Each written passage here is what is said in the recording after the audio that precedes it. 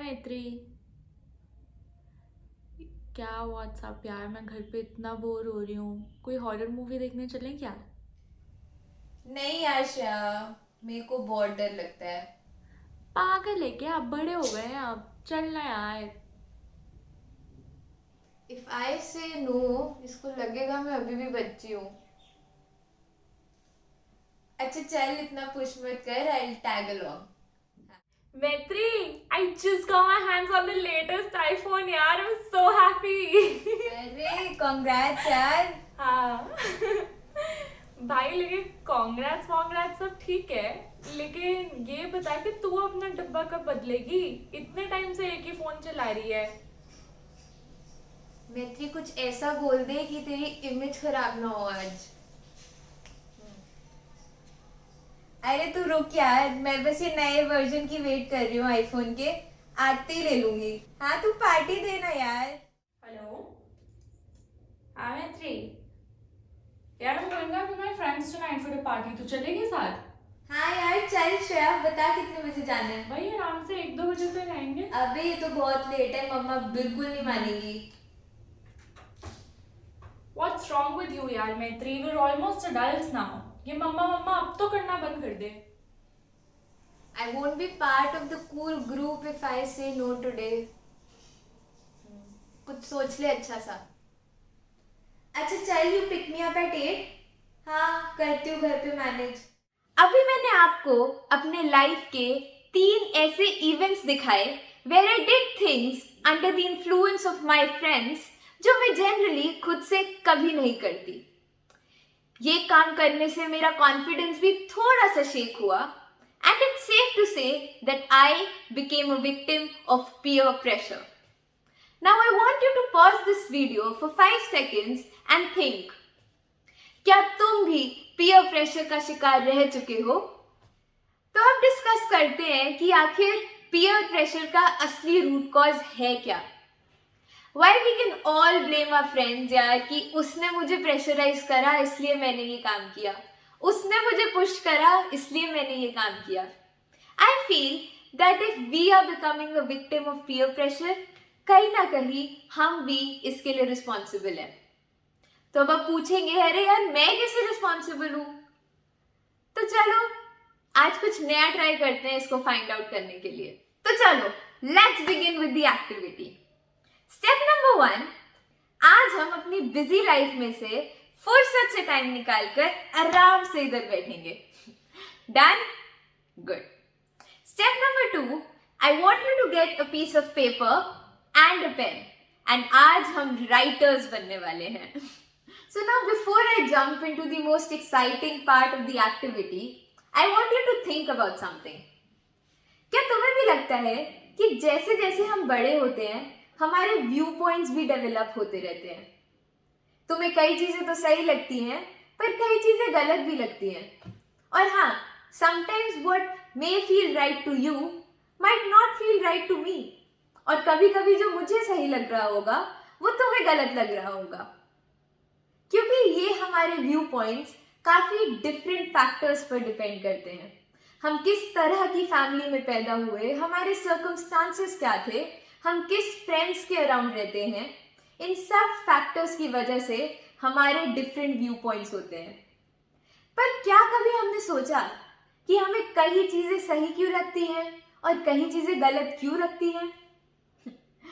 कोई नहीं, आज हमारे पास बहुत टाइम है, हम अच्छे से सोचेंगे। तो अब चलते हैं to the last and final step of our activity. तो अब आखिर इस पेपर पर हमें लिखना क्या है? I want you to write down 10 beliefs which you feel are 100% correct for you.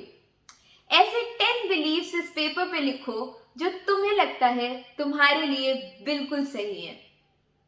आज की डेट में चाहे कुछ भी हो जाए तुम इन बिलीव्स पर डटे रहोगे। अब चाहे तुम्हारा फ्रेंड आके तुम्हें कुछ कहे या भगवान जी खुद आके तुम्हें कुछ बोले, अगर तुम्हें लगता है कि तुम्हारे ये बिलीव्स चैलेंज हो रहे हैं तो तुम बैठकर उस डिसीजन को क्वेश्चन करोगे। Go on, write it down, take your time, but आज पक्का से इस शीट ऑफ पेपर को भर देना। I would love to share my list with you. So, this was the first list I made in my 12th standard. I'll share 2-3 points with you. Number 1 was, I will only take up new challenges if I'm completely comfortable with it. अगर मेरे को लगता है that this decision is very risky or would provide me discomfort, I will say no to it. Then number 2 was, अगर मेरे को कुछ भी लाइफ में न्यू ट्राई करना हो तो सबसे पहले मैं अपने पेरेंट्स से डिस्कस करूंगी, बिकॉज आई नो उनके लाइफ का एक्सपीरियंस मेरे से काफ़ी ज़्यादा है. Number 3 I wrote was that I will always be truthful to my parents. I made a long list. I would love to share it with you. So आप भी आज ये लिस्ट कंप्लीट करो and do share it with me in the comments below. यार तुम्हें पता नहीं है, once you're done with this activity, तुम्हें अपने ऊपर बहुत कॉन्फिडेंट फील होने वाला है. You'll pat yourself, trust me. And I'm saying this because अब जब भी तुम लाइफ में कोई भी डिसीजन लोगे, you'll make it on the basis of your core values, जो तुम्हें पता है तुम्हारे लिए 100% करेक्ट है. अब अगर कोई भी बंदा आकर तुम पर पीयर प्रेशर डालेगा तो तुम्हें पता है कि उसे हाँ बोलना है या ना बोलना है बेस्ड ऑन योर वैल्यूज, और तुम्हें ये भी समझ आ जाएगा कि कुछ करना सही है या गलत है क्योंकि तुमने बैठकर शांति से इस पर अच्छे से थॉट दिया हुआ है. So good job guys, I am so proud of you.